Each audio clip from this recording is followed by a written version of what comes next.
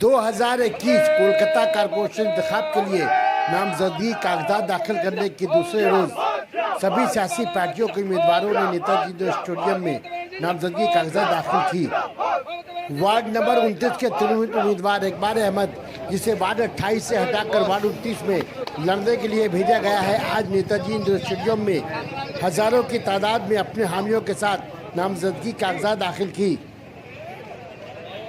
को जो 28 वार्ड से उठाकर 29 में दी गया, क्या महसूस कर रहे हैं?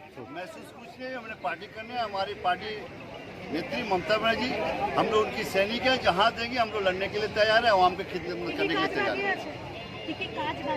क्या बाकी है? 29 से अनेक बाकी আছে, আমি 28 से 30 বিধবা ডেভেলপমেন্ট করেছি, 29 से কিছু ডেভেলপমেন্ট নেই, জিতার পরে 29 কে আমি ডেভেলপমেন্ট করা আর সোর্স চেষ্টা করব, ডেভেলপমেন্ট করব।